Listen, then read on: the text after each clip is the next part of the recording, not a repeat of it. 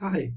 So today's theme is about extremes and polarities because I mean defaulting to the most convenient lifestyle and habit of, let's say, pushing things forward, it it wakes up a curiosity in me as to why and how I make walking backwards so such a terrible experience, and having these back chats of, oh, you're so stupid for not taking the chance when you could, and this is an insult to your intelligence, and why didn't you take the initiative? And I have a few points written, and I'm going to talk through them.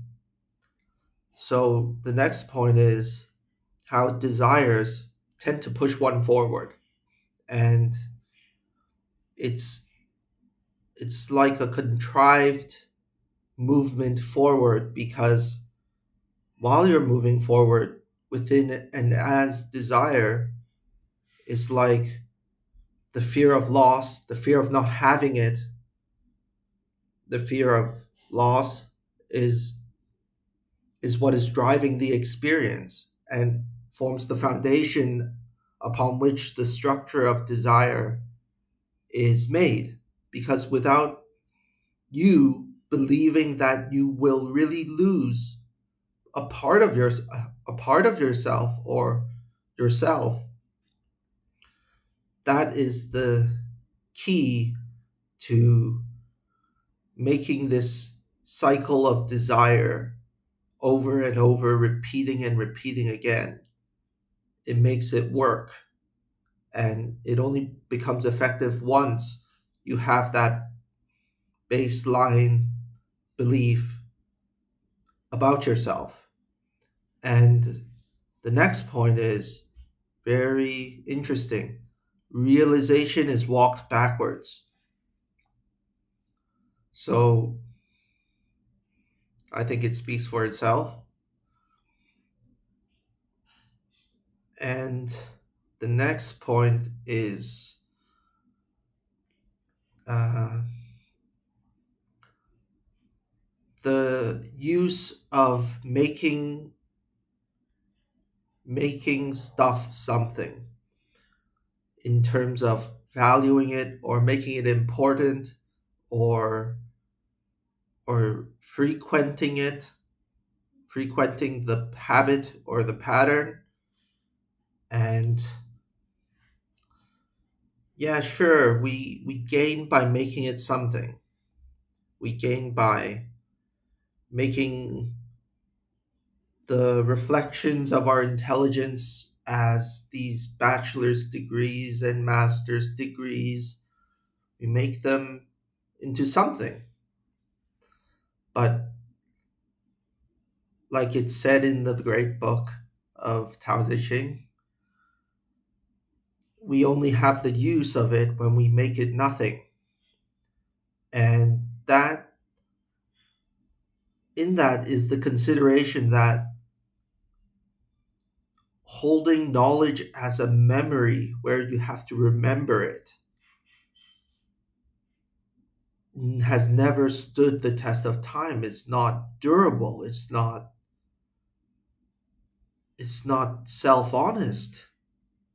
I mean, what will stand the test of time that will go round and round in circles in a human life of after life after life is who you are, and raising that baseline experience of who you are.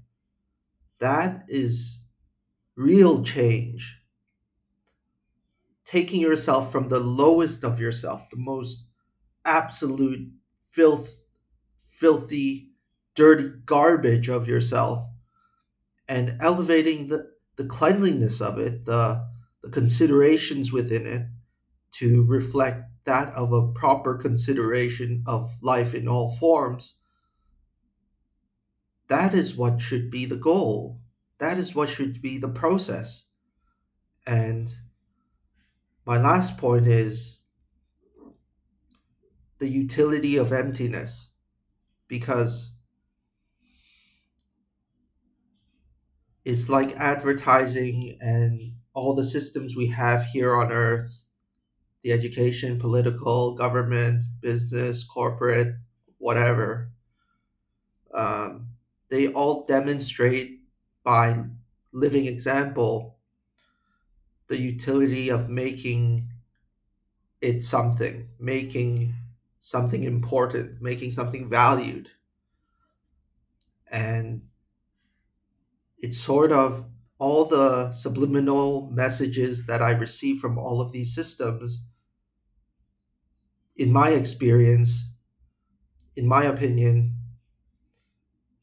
they imply tacitly that without a raging desire reflected as a dream or a goal or a process, without that desire,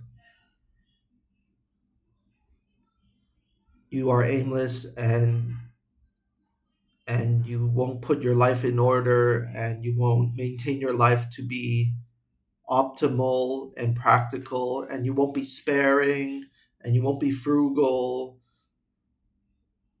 But another interesting point that popped up right now in my head is how desires are the form the foundation from which irrational desires manifest.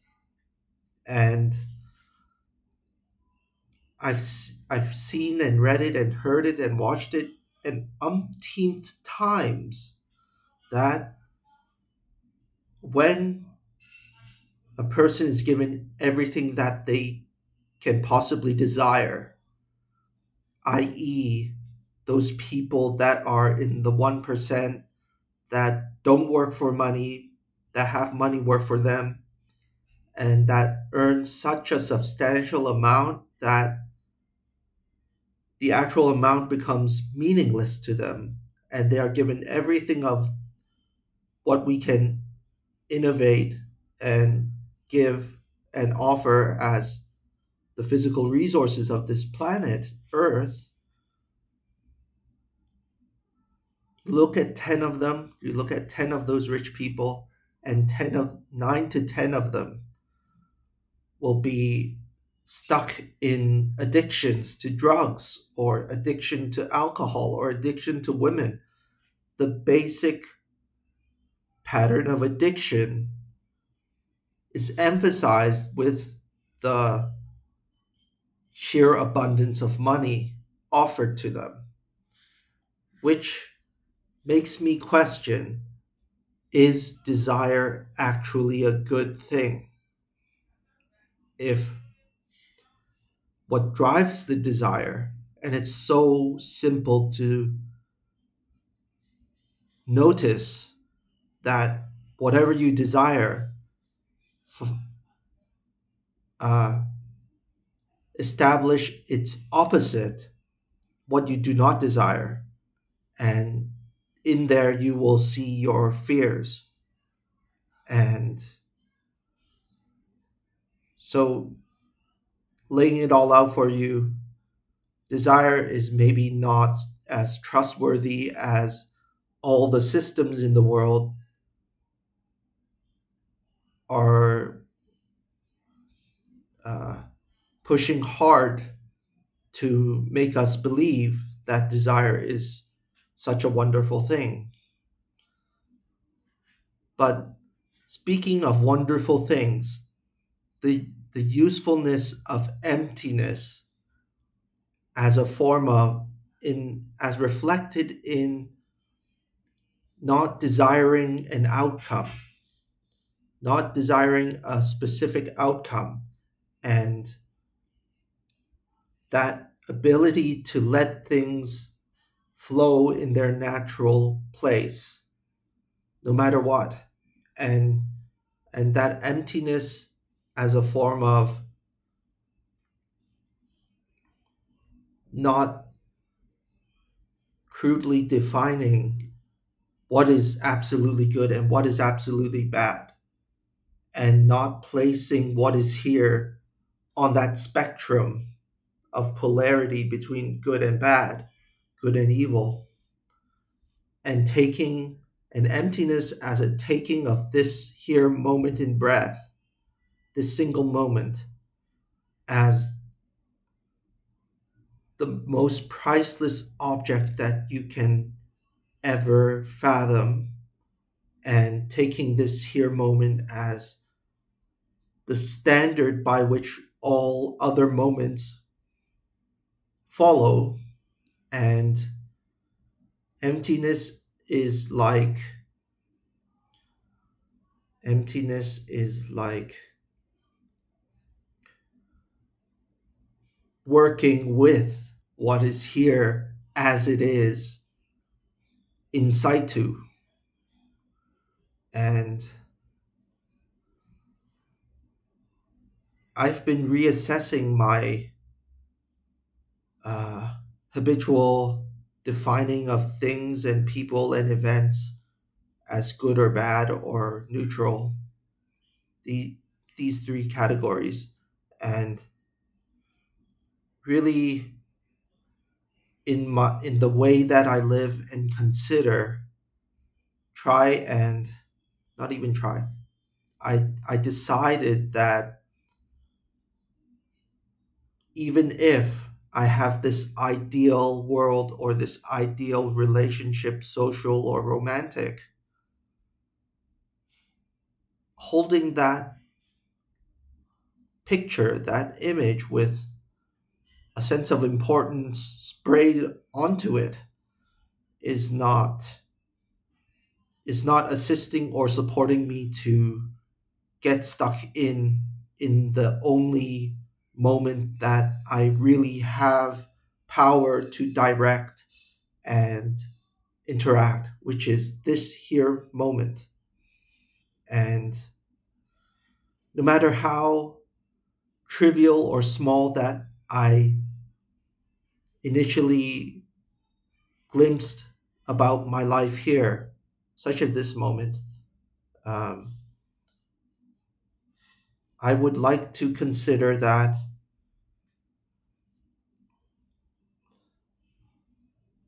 there is something precious about being here, being human, um,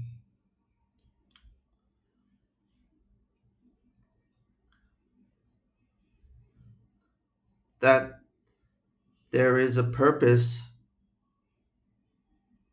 within considering all life in all forms, and and essentially flipping my system of importance upside down and reevaluating and letting what inevitably has to end, like opinions, desires, beliefs, and this incessant defining of everything,